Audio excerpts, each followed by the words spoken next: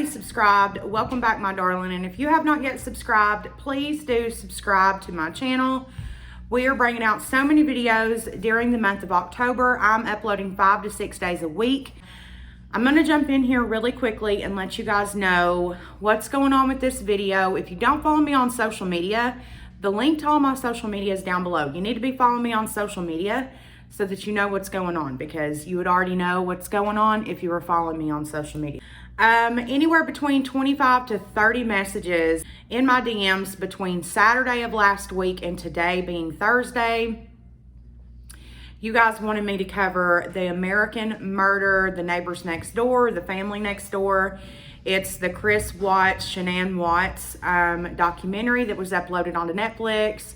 They were like, Morgan, you need to talk about it. You need to talk about it. You need to talk about it. So instead of a Morgan Shailoween makeup tutorial, we are going to be breaking down this documentary. I will not be doing my makeup in this documentary, in this video either, just because this is one that I was super invested in. I think the whole country was, and I really just want to break down the documentary. So if you have not yet watched the documentary, there will be a link down below in the description box for you to go watch the documentary. Also in the description box, like I said, are links to all of my social media, which is where I got ready on Instagram Live today. But without further ado, let's go ahead and get into today's warning. So, warning, you guys, today we are going to be talking about murder. We are going to be talking about murder of an unborn child. We're going to be talking about murder of a spouse, murder of children. We're going to be talking about affairs. So if any of these things are harmful, hurtful for you in any way, please go ahead and click out of today's video. As always, I will have numerous videos of all different topics linked up here in the cards for you to go watch. Viewer discretion is extremely advised. So this documentary starts off before the murder has taken place, okay? Basically, Netflix is letting you know what Shanann did for a living, because it is important. So for those of you guys who do not know, Shanann Watts started on Facebook like me, okay? Other than, you know, aside, she didn't do like Facebook and YouTube and Instagram like me, so social media, but she sold a product called Thrive. However, she did more than that on her Facebook. She shared her life. She shared stories about her family, her kids, her marriage, her first marriage. Like, she shared all kinds of things like that. So in the very beginning of the documentary, it's so eerie that you hear Shanann like talking about, you know, how blessed she is and how thankful she is to meet Chris, and she's just so blessed. I mean, hearing that was so eerie. Immediately in these videos that I was telling you guys about, that it shows her on Facebook, which, by the way, you guys, you can literally watch all of these videos. They're all over YouTube. But in these videos, you're also introduced to their two little girls, Cece and Belle, which is what we're going to refer to them, and also Chris Watts. And she introduces all of them. You see Chris Watts playing with his daughters, and, you know, them just playing games together, and the kids being kids. And it seems like if you were on the other side of the screen, which, like I say all the time, you guys, just because a relationship looks picture perfect on social media does not mean that that is a perfect relationship. Quite the contrary, okay? That is a highlight reel. Of course, they're not going to get on social media to show you when things are shit. You know what I'm saying? The documentary does a lot of jump cuts. So you're going to have a scene where you're seeing Shanann on Facebook, and then you're going to jump to like a body cam of a police officer, or recording from interrogation, or Ring doorbell, or something like that. Like, it does a lot of jump cutting back and forth. So the next scene is August the 13th, and it's between 3 and 4 o'clock in the morning. I don't remember the specific time, but it was in the wee hours of the morning. And you see a 4-door white vehicle drop Shanann off. She goes inside the house. She has a suitcase. You can see that she's probably been on a flight. That's it. You never see Shanann leave the home from the Ring doorbell or anything like that. The very next scene, you can see that it's morning, and it's the morning of August the 13th. Okay, now it was actually Shanann's friend Nicole who had dropped her off the night before. They were on a business trip with Thrive, and what actually happened was Shanann and Nicole rode to the airport together, and Nicole's car was left at the airport. That way, when they got back from the trip, you know, Nicole could take Shanann home. So the next morning, Shanann was actually due for a doctor's appointment. She was pregnant. So her, you know, everybody's wondering about her. You know, 9 o'clock rolls around, 10 o'clock rolls around, 11 o'clock, 12 o'clock. Nobody's heard from Shanann. So her friend Nicole is like, hell no, something's not right. This is not Shanann, because Shanann would have already contacted me. She would have let me know, you know, what was going on. And also, you will find out here in a minute, Shanann was not acting herself on this business trip, but we'll get into that in a minute. So like I said, after hours of no response from Shanann, Nicole is like, enough is enough. She calls Shanann's parents, she calls Chris Watts, and she calls the Colorado Police Department. The 911 dispatch says, okay, we're gonna have an officer right out that way. Nicole is already at the house. Like, this friend was not playing games. I want to know where the hell my best friend is, and I want to know right now. The officer arrives. She starts to let the officer know that Shanann was not acting herself. She wasn't eating right. She wasn't drinking. She wasn't being her usual self. And she said it wasn't like her at all to have a doctor's appointment or to not even hear from Shanann. She said, we talk all the time. We have kids the same age. We would have corresponded by this point. Nicole is on the phone with Shanann's mother, okay? You can hear her father in the background. Her mother is like, because they're going back and forth as to whether the officer can go in the home. And the officer lets it know, you know, clear as day, you know, I cannot go in the home without Chris Watts here saying that I can go inside of the home. Chris Watts pulls up. You can see the officer greeted by Chris Watts, goes and unlocks the door.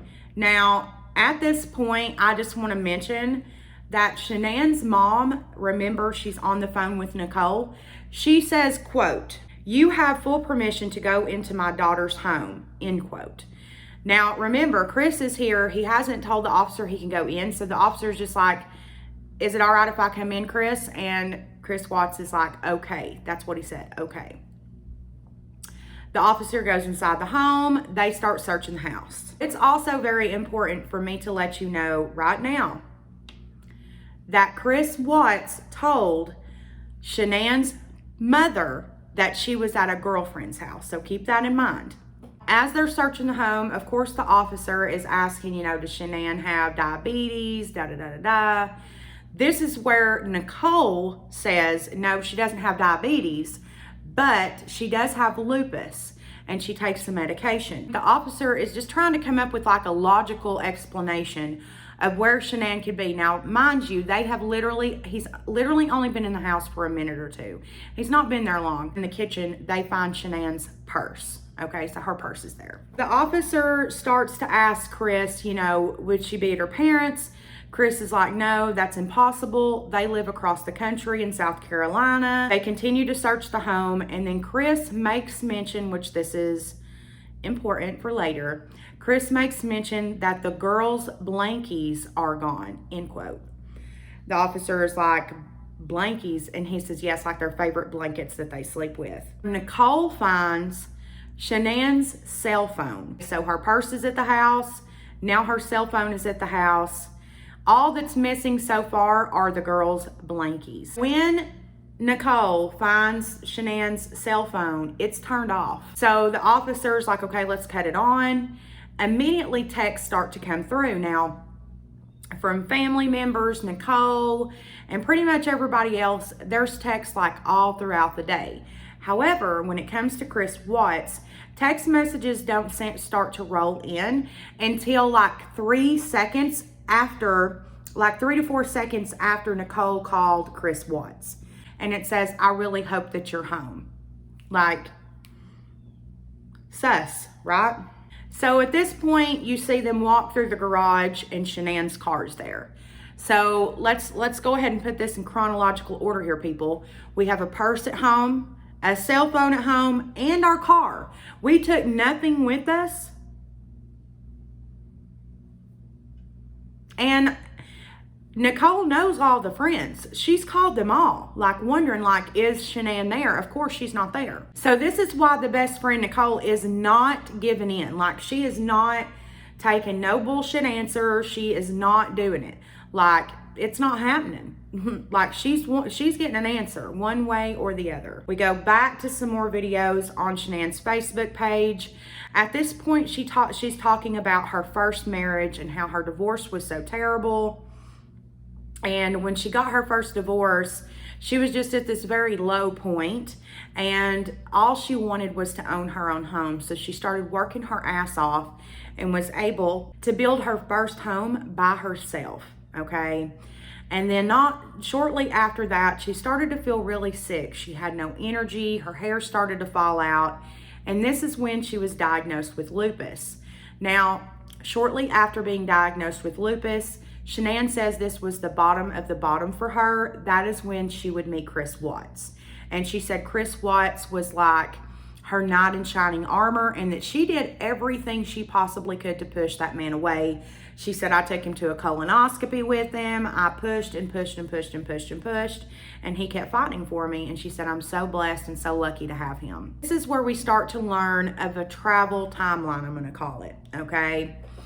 So 7 weeks before Shanann went missing, her, Belle, and Cece went on a trip to South Carolina. They were going to be gone for 6 weeks. On the 6th week, Chris Watts was going to fly to South Carolina and meet with Shanann and the girls. After Shanann got back, and they all got back from South Carolina, Shanann had a business trip where she was gone for a week with Thrive. And the day that she got back, that would have been the last time that she was seen, and that was on the Ring doorbell. So other than Chris Watts, the last person to see Shanann Watts alive was Nicole, okay? At this point, the officer is asking Chris about his job. Now, I don't really know what he did. I don't really care. But he basically worked like 45 minutes to an hour away on this huge, and when I say ranch, it's not like a ranch with horses and shit like that. I'll have a picture on the screen right now. This is going to be extremely relevant later, unfortunately. So do just keep, this is where Chris works in mind, okay? This next part got me so emotional in the documentary. Next, they show clips of their wedding ceremony. And when I tell you guys that it was such a beautiful wedding, Shanann looked so beautiful, so happy. Her parents were just so happy that she had found someone like Chris, and like, it was just so beautiful. It's just, when you know the outcome of what happened with that relationship, it's so damn sad, man. Like, oh my God. We're on the officer's body cam. They go over to the neighbor's house. So the neighbor actually hollers over to Nicole's husband, who was with Nicole there, and says, hey man, get that officer over here. I've got some stuff that looks sus. I've got some recordings. Nicole's husband goes back in the house, tells the officer, hey, the neighbor next door, he's got some shit for you to look at. It's the officer, it's Chris Watts, it's Nicole's husband, and the neighbor, okay? They're standing there, and the neighbor on his TV has got like security cameras around the house. And the neighbor says point blank, he says, hey, I've got a video that shows him backing in the driveway at 5 o'clock in the morning, and he never does that. With Chris Watts standing there. You guys, when I tell you all that Chris Watts' behavior, the only way I can describe it is he started acting like a monkey. That's literally the only way I can describe it. Like, he started like scratching himself and like weaving around and acting all sus and like over explaining why he did that. It was so odd. Like, just not normal human interaction behavior. You know what I'm saying? And like, yes, I get it. Everybody's response to panic is different, but this was odd. This was very suspicious. Like, you could tell that like this man he wasn't being real. After the officer sees the video literally of Chris backing in the garage and not leaving at 5 in the morning. Keep that in mind, because remember, he says he leaves at 5 in the morning. No. This is him getting home and backing in the garage and staying put at 5:15 in the morning. After that footage is shown, husband of Nicole and Chris Watts start to walk towards the door. Well, Nicole's husband is long gone, you know. Chris Watts kind of hangs by the door, like waiting on the officer. And the officer looks at Chris and is like, hey, I'm going to get his information. And you can just see on Chris Watts' face that he's like, and the very next thing the neighbor says, he's acting weird. Something's not right. He's acting really, really suspicious. And the officer does push this off on, you know, well, people act different during times of like, you know, chaos and, you know, things like this. So you really can't say. And the neighbor's like, absolutely not. He is complete opposite of this. He said, I've never heard him say more than 2 words, and he never backs his truck in that driveway. And more importantly, he leaves at that time.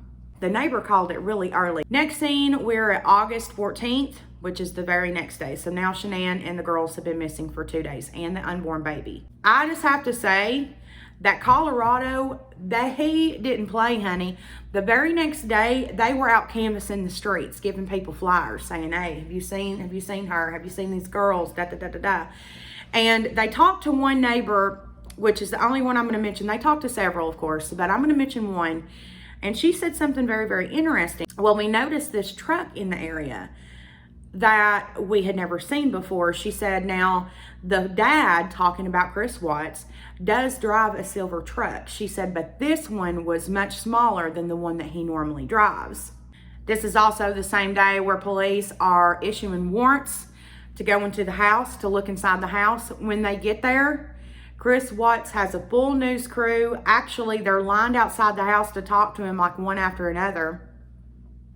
Police go in looking inside the house. Now, remember, you guys, all of them are wearing body cams, and one of the women officers makes a statement. Quote, this house is just too clean. I've never seen a house like so clean, top to bottom, end quote. And it was. You know what I honestly thought when I first seen these body cams walking through this house? It looked like a show house. So like subdivisions like I live in, there's usually like a model house where like the whole house is, you know, set up. It looked like that. It looked like it had never been touched, like nothing had never been used, especially not like 2 little girls had been running rabid with their daddy for a week with mama on a business trip. It didn't look like that at all. So now that we've gotten through this part, I'm going to kind of push it along a little further, okay? We're going to go a little faster here. Long story short, you guys, Chris Watts goes to an interrogation. The officer brings up the weight that Chris Watts had lost, trying to get him to admit to having a lover, because obviously the police already know. Listen, why people dance around the truth with the police blows my mind. They've already gotten warrants for your technology. They already know. Keep in mind, all throughout the documentary, there are texts shining through between Shanann and friends talking about how Chris has stopped having sex with her. There's one text where Shanann says, I was laying on the bed butt naked, and he fell asleep, and like sent a picture of him like snoring with drool going down. You know, her and the girls were gone for 6 weeks. And he wouldn't go days without calling or FaceTiming or anything, like crazed. And it's also important to mention that while they were out of town for 6 weeks prior to Chris getting there, Shanann and Chris's parents got into a huge fight because their little girl Cece has a huge allergy, and Chris's mother had given her something for this, you know, that she was allergic to, and it pissed Shanann off. And she sent Chris a text and said, hey, you need to talk to your parents. They literally almost killed our daughter today. Chris is like, yeah, I'm going to handle it, da-da-da. They end up having Cece's birthday while they're out in South Carolina, and his parents don't show up. So after this incident, Shanann has in her head that that is what is wrong with Chris Watts. She says that's what's wrong with him. Just like after we got married, his parents didn't come to their wedding, and Chris acted, kind of the same way. So This is what she's thinking. She had accused him of having affairs before. Chris had denied it, and she just let it go. Fast forward, like I said, Chris Watts agrees to a polygraph. Now, the woman who does the polygraph, she mentioned something extremely interesting to Chris. And she says, the good thing is that you're here. She says you would have to be, quote, crazy to do this if you were lying, end quote. Which is true. Like, why? And she says the good thing is that, the truth, I'm about to know too, because you know the truth. So once you do this polygraph, we'll both know the truth. He does the polygraph. They end up having to restart it because he's breathing too quickly or something like that. So they have to restart the polygraph test. And next scene, polygraph is over, and they let Chris know that he has badly failed this polygraph test. The lady officer is like, just be honest with me. Just tell me, what happened. He's not budging. He's not coming off no info. Not happening. They decide to go ahead and let Chris Watts' father in the room to see if maybe he could have some better luck getting Chris to tell the truth. Chris's first scenario is, which I even hate saying, is that Shanann strangled the girls, so he strangled her. Officers come back in there and they're like, are you sure that you want us to tell the public that your wife strangled your little girls? And he says, yes, that's the truth. So that was the first thing that went out. Of course, he gets arrested. He goes to jail. His lover ends up coming. They ended up meeting at work. And she said that she was under the assumption that, of course, that he was separated and that they were getting a divorce, okay? And she had no clue that Shanann was pregnant. She had no idea of that. You also find out that the entire 5 weeks before Chris went to South Carolina, that Chris Watts spent the entire time with his lover, which I'm not even going to mention her name because it doesn't matter. And then when Shanann went on her business trip, Chris Watts was getting babysitters so he could go out with his lover. Even one night, his lover mentions that they had went out to dinner and Shanann called and was like, hey, why are all these charges? And Shanann, she was smart. She looked up the restaurant menu and she's like, oh, hell no. It's like $9 for a burger and like $4 for a beer. Why is it $65? And she calls him and she's like, hey, why was your bill $65 when it should be no more than like $20 for you? He had gotten to where he didn't care. He wanted to get caught. He was going in the gas station to pull money from an ATM to pay a babysitter. He just didn't care. He was being super duper sloppy. So right before the court date, they offer him a plea deal, of course, for him to admit to what he did. If he comes out and says and admits exactly what happened, they'll give him life in prison. So he comes out and says what happened. Strangles Shanann, strangles both of the little girls, which, you guys, he strangles Shanann, puts her in the floorboard of the car, rides to his... Hey, y'all, I'm about to get super duper emotional. There's about to be a lot of cussing. I do bleep it out, but I'm just coming here to let you guys know. His job with his girls in the back seat. And he even says that they were falling asleep on each other. What the man? Excuse my language, but what the you've got to be joking me right now. You drove with your babies in the car with their mother dead in the floor, your pregnant wife dead in the floor, and then he gets to his damn job site, you all, and does it to both of the little girls and buries them there at his job site. All for a piece of... Sorry, not sorry. That's what it all was over. You weren't man enough to go to your wife and say, hey, I want a divorce because, whatever, I've gotten a new piece of tail and I've lost all this weight and I'm hot shit, whatever. Whatever your reasoning was. No, you had to do this extreme. What a... Anyways, you've probably heard the rest. A demon possessed him. What the ever. No, it didn't. He possessed you. I'm letting my emotions get into this, but I don't care, man. This is so messed up.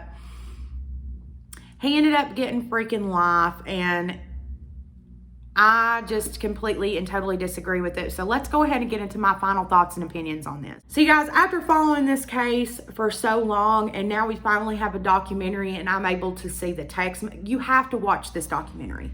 Even if you weren't invested in this, you still need to watch this documentary. They were living the American dream. 1000%. They were living the American dream. Okay, but this just goes to show what people show on social media is a highlight reel. Okay, it's the good times. Okay, you see videos of Chris Watts dressed up as Santa Claus, and you see them playing, a game where a pie gets through in Chris's face, and you see him wrestling with the kids. You don't see them arguing in the middle of the night. Their emotional conversation, apparently, like Chris says. I didn't even bring that up in here. It doesn't matter. Anyways, please go watch this documentary. Also, let's give a hand for Nicole, Shanann's best friend, because she wasn't playing, period, poo. Also, I do want to give my opinion on what the media did to Shanann and her family. If you are that disgusting of a human being, let's put it this way. If you were any of the people who said anything negative about Shanann or her family after she had been brutally murdered by her husband, please unsubscribe and never watch me again, because that is so gross. Regardless of what issues you had in your freaking marriage, there is never any reason ever to do what he did. Period. I've been divorced, and our conversation happened a little like this. Hey, I'm not happy anymore. Hey, me neither. Should we get a divorce? Yeah, I think we should. Okay, when do you want to separate? How are we going to do this, and this? We'll do it this, and this, and we can separate next week. I'll be out of here. An adult conversation, of course it's longer than that, and it's more in depth, and of course it's emotional. Of course it is. That is the adult thing to do, okay? What he did is disgusting. And this is one of those crimes where I really feel like he should have gotten the death penalty. And that is my personal opinion. And if your personal opinion does not match my personal opinion, then that's perfectly okay. Because like I say all the time, opinions are like assholes, and we all got one. And also be sure that you are following me on social media.